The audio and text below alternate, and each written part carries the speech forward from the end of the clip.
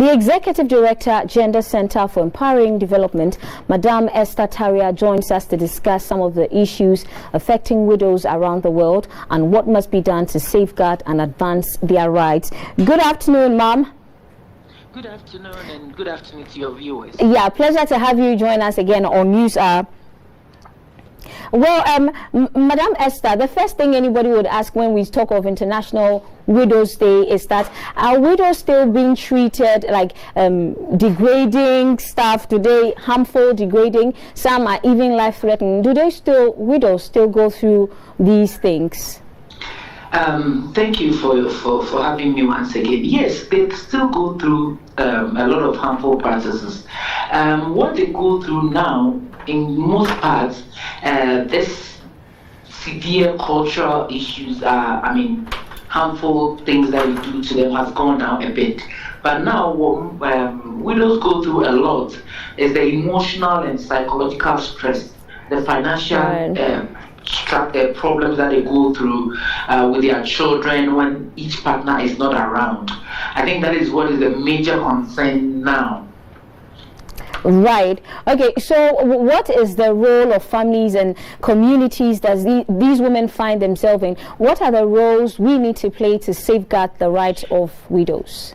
Okay, so first of all, I want to state something here, that there are two categories of widows.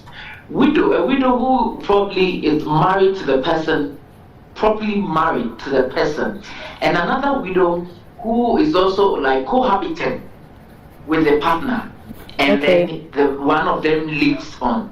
So in the instance that you are cohabiting with this person, in our traditional setting, if you go to the Ashanti region, there are couples who have been married for 20 years, but they've never done anything. The lady got pregnant, they went to see the family, I'm responsible for the pregnancy, and they've been living together. She's been helping the man on his cocoa farm and everything, and they don't have any proper documentation to say that they are married.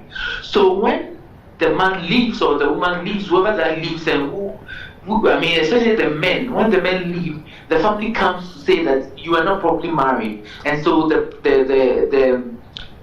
property cannot be given to you and all that.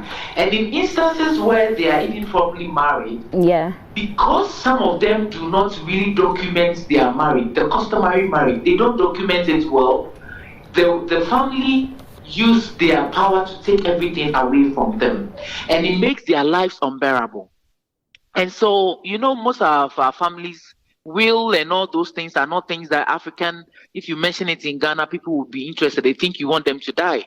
So these families, most of them don't even have any will to stop off that they can even look on to share. Right. So now, as we are celebrating International Widows Day, what we would advocate for is that the Ghana Legal Aid Service should take up upon themselves to educate women, not only women, even men, on the effect of not having a will when there is an issue, and also educating women what the law says when it comes to some of this property sharing and all that. When it happens like that, the women become aware of the law, and then they become aware of the law, and then they are able to demand their rights.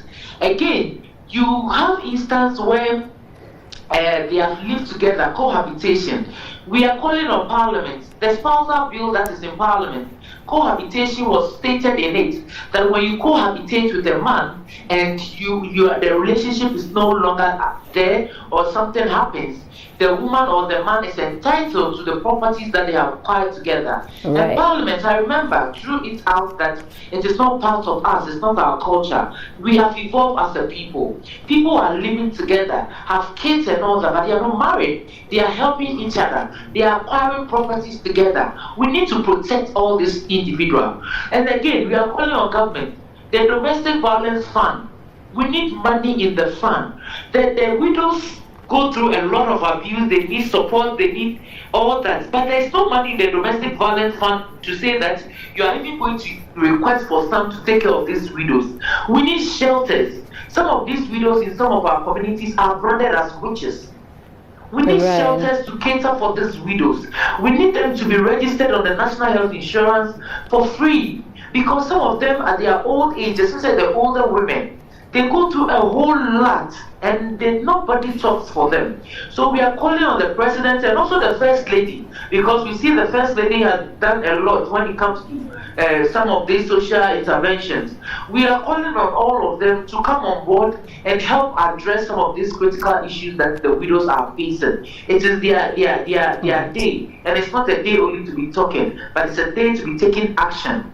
I know Ghana, we have the elderly policy, but of course, the implementation, we haven't started thinking of implementing it. Right. We have the policies down, but we haven't done anything. So, like I mentioned, legal aid, we need them to support the widows with legal services, education on what they are entitled to. Because some of them are so ignorant of the law, and they don't know anything, so they are being taken advantage of every now and then.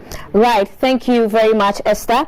That was Madame Esther Taria. She is the Executive Director for the Gender Center for Empowering Development, and she has been sharing her thoughts on how widows can be empowered economically and also how to face social injustice. She just shared her views with us.